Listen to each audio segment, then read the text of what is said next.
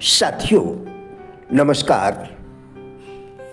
बहुत कम लोगों को इस बात का ज्ञान होता है कि धन का उचित उपयोग कैसे किया जा सकता है। मैं राजेंद्र भाटिया आज इसी विषय पर आपके साथ वार्ता करूंगा।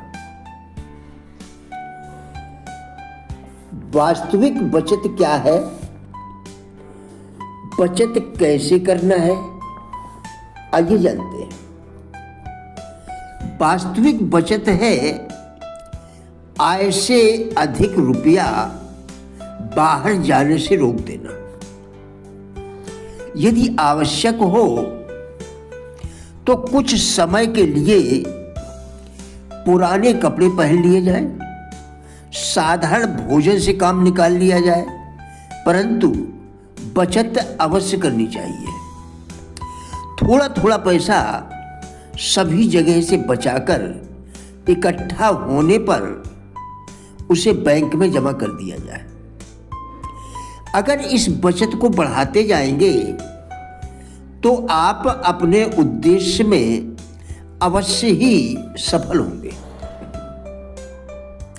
इस कार्य के लिए थोड़ी सी समझदारी,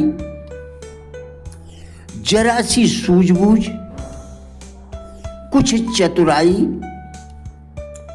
और अभ्यास की आवश्यकता है। ध्यान रहे, जब आप एक बार इस मार्ग पर चल पड़ेंगे तो बुद्धिमत्ता पूर्वक की गई बचत में आपको आनंद आने लगेगा और मूर्खतापूर्ण फिजूल खर्ची से आप अवश्य ही दूर रहने लगेंगे। बचत ही एक ऐसा रसायन है जो फिजूल खर्ची के असाध्य रोग से छुटकारा दिलाता है। जब आप यह अनुभव करें कि वर्ष के अंत में आपकी कुछ भी बचत नहीं हुई है, जबकि आपकी आय अच्छी खासी है, तब आपके लिए यह आवश्यक हो जाता है कि आप अपना सारा व्यय एक कॉपी पर लिखना आरंभ करें। एक तरफ आय लिखें और दूसरी ओर व्यय लिखते जाएं। इसके बाद प्रतिदिन उन पर विचार करें और चिट लगाएं। 4-5 तरह के चिट निश्चित कर लें। आवश्यकता की वस्तुओं पर एक तरह का चिट लगाएं। सुख सुविधा की वस्तुओं पर दूसरा, ऐशो आराम की रकम पर तीसरा, और जो रकम आपको व्यर्थ प्रतीत होती हो उन पर चौथा चिट लगाएं। अब आप व्यर्थ की चीजों पर खर्च होने वाली राशि को अलग कर सकेंगे। अब आप व्यर्थ की चीजों पर खर्च होने वाली धनराशि को अलग कर सकेंगे और प्रयत्न करेंगे कि इस व्यय की पुनरावृत्ति ना हो। उस चौथी राशि को चाहे वह कितनी भी कम हो, अलग रखना आरंभ कर दें और बाकी 3 रकमों पर भी ध्यान दें। साथ ही साथ उनमें भी कम खर्च करने का प्रयत्न करें। बहुत कम लोगों को इस बात का ज्ञान है कि धन का उचित उपयोग किस प्रकार किया जा सकता है।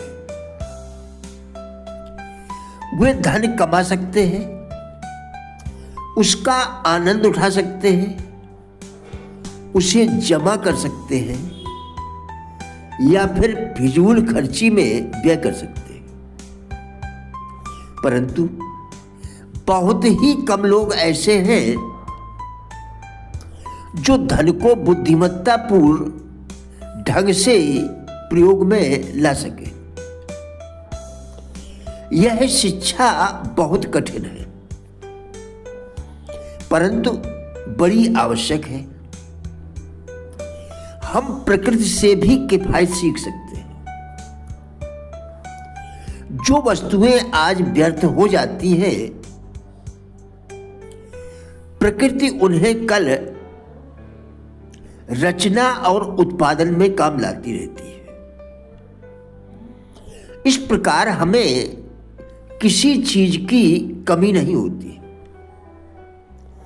हमारी निकम्मी चीजें, हमारे गिरे हुए बाल और नाखूनों के टुकड़े भी प्रकृति के पास पहुंचकर खाद के रूप में परिवर्तित होने लगते हैं। पतझड़ में नीचे गिरे फूल और पत्तियां खाद बनने लगती हैं। घर का प्रत्येक व्यक्ति बचत का थोड़ा भी प्रयत्न करे तो बहुत कुछ हो सकता है, परंतु प्रत्येक व्यक्ति खर्च में एक दूसरे की होड़ करने लगेगा तो घर की धन संपत्ति नष्ट होने में देर नहीं लगेगी। घर के प्रत्येक सदस्य के सहयोग के बिना, घर के प्रत्येक सदस्य के सहयोग के बिना घर का स्वामी बचत करने में कभी सफल नहीं हो सकता। डायन का कहना है, जो व्यक्ति गरीबी में रहने के लिए विवश है, उनमें कितने भी गुण हों, परंतु वे बचत करने के गुण के अभाव में कभी भी उन्नति नहीं कर सकते। साथियों, हमारा उद्देश्य इन वीडियोस के द्वारा लोगों में जीवन के प्रति सकारात्मक दृष्टिकोण एवं जिज्ञासा पैदा करना है। कृपया वीडियो पूरा देखकर विचार करें, क्या आपके लिए यह उपयोगी है?